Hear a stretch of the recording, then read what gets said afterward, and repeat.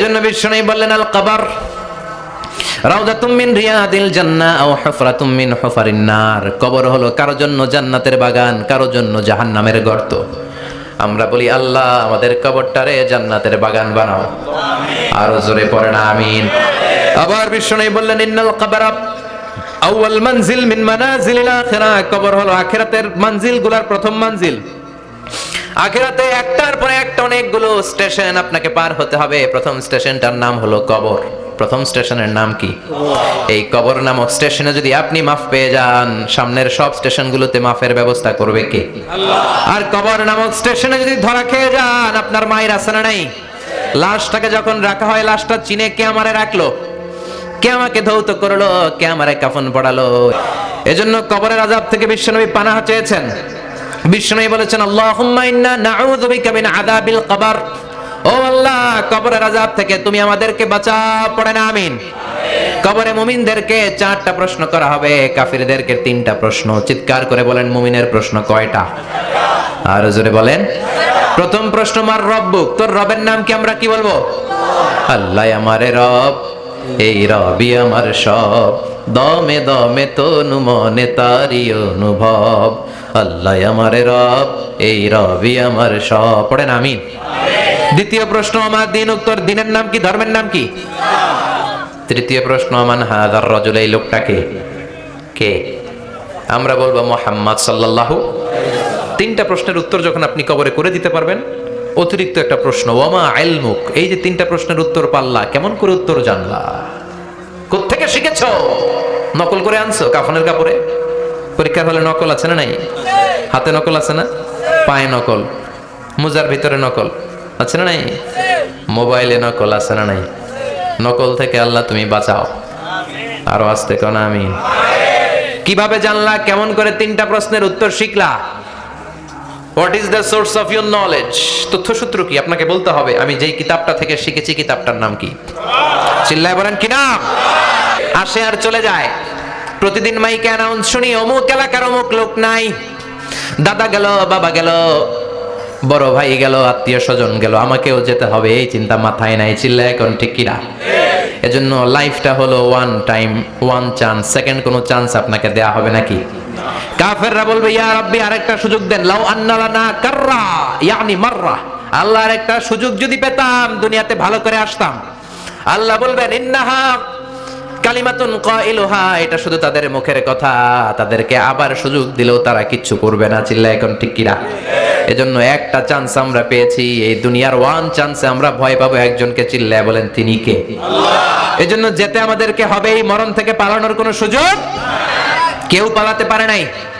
এই মরণ হলো আখিরাতের প্রবেশদ্বার। মরণ নামক পালকিতে চড়ে আমরা কবরের ভেতরে ঢুকি। মরণ হলো প্রথম পর্ব, কবর হলো দ্বিতীয় পর্ব। যেরকম ঠিক কিনা? এজন্য বিষ্ণু বললেন আল কবর রাউদাতুম মিন রিয়াদিল জান্নাহ আও হুফরাতুম মিন হুফারিন নার। কবর হলো কারো জন্য জান্নাতের বাগান, কারো জন্য জাহান্নামের গর্ত। আমরা বলি আল্লাহ আমাদের কবরটারে জান্নাতের বাগান বানাও, আরো জোরে পড়েন আমিন। আবার বিষ্ণু বললেন ইন্নাল কবর আউয়াল মানজিল মিন মানাজিলিল আখিরাহ। কবর হলো আখিরাতের মানজিলগুলোর প্রথম মানজিল।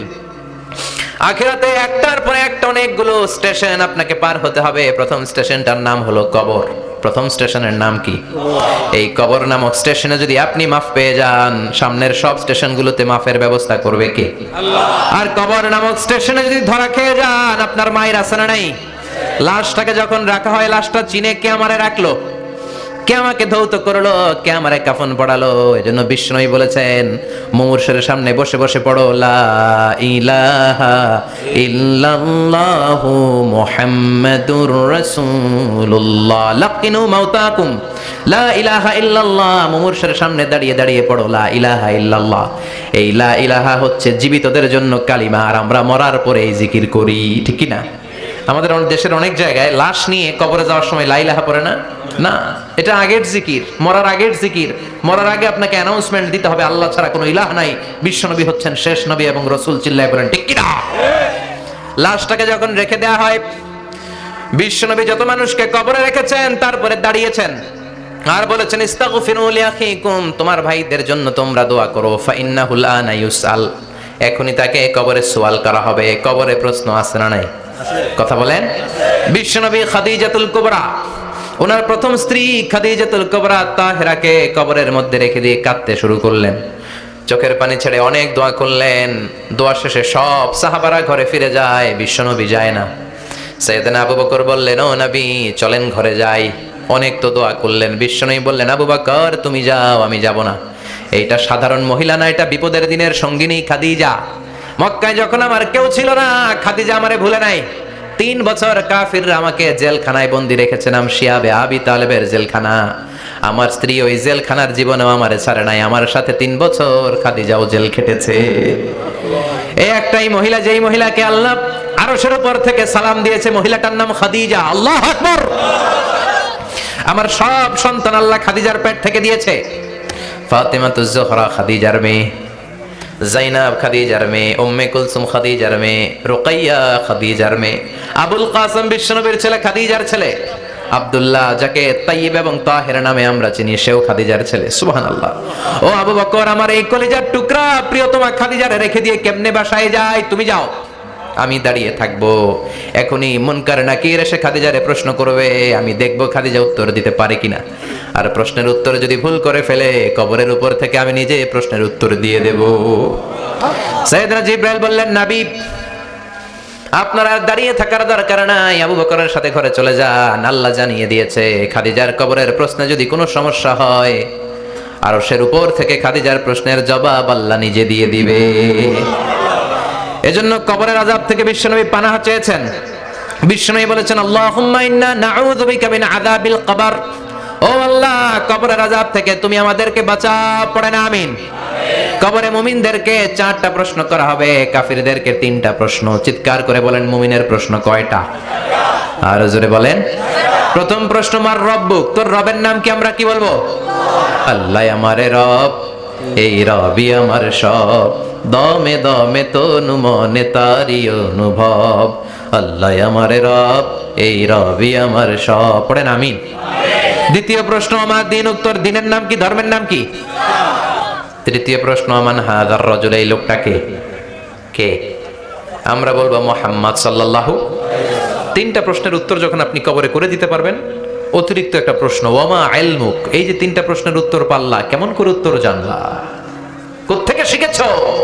নকল করে আনছো কাফনের কাপড়ে? পরীক্ষার হলে নকল আছে না নাই? হাতে নকল আছে না? পায়ে নকল, মোজার ভিতরে নকল আছে না নাই? মোবাইলে নকল আছে না নাই? নকল থেকে আল্লাহ তুমি বাঁচাও। আরো আস্তে কোন আমিন। কিভাবে জানলা? কেমন করে 3টা প্রশ্নের উত্তর শিখলা? What is the source of your knowledge? তথ্যসূত্র কি? আপনাকে বলতে হবে, আমি যেই কিতাবটা থেকে শিখেছি, কিতাবটার নাম কি? চিল্লায় বলেন, কি নাম? এই কিতাবটা হলো কোরআন।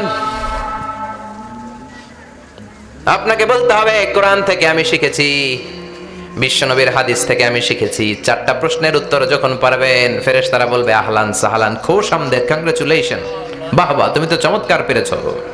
ফায়ুফসাহু লাহু কবরুহু 70 যিরাআন, মুমিন বান্দার কবরটা 70 হাত লম্বা করে দেয়া হবে। ইফতাহু লাহু বাবুন ইলাল জান্নাহ, জান্নাতের দিকে তার কবর থেকে একটা দরজা বানিয়ে দেয়া হবে। জান্নাতের সুঘ্রাণ ঠান্ডা বাতাস এসে তার কবরের ভিতরে ঢুকতে শুরু করবে। ইউলবাসু লিবাস মিন আহলিল জান্নাত, জান্নাতীদের পোশাক তার গায়ের মধ্যে পরিয়ে দেয়া হবে। আল্লাহু আকবার। আর বলা হবে, নাম কানাউমিল আরুস, বাসর রাতে বর যেমনি কনেকে নিয়ে ঘুমিয়ে যায়, তুমিও একটা ঘুম দাও। আলহামদুলিল্লাহ পড়ে মুমিন বান্দা আনন্দের একটা ঘুম দিবে। ইসরাফিলের সিংগার আওয়াজ ছাড়া পৃথিবীর কোনো কিছুই তার এই ঘুম ভাঙতে পারবে না। আল্লাহ আমরাও যেন সেদিন কবর একটা মজার ঘুম দিতে পারি, তুমি তৌফিক দাও। জোরে পড়েন আমিন।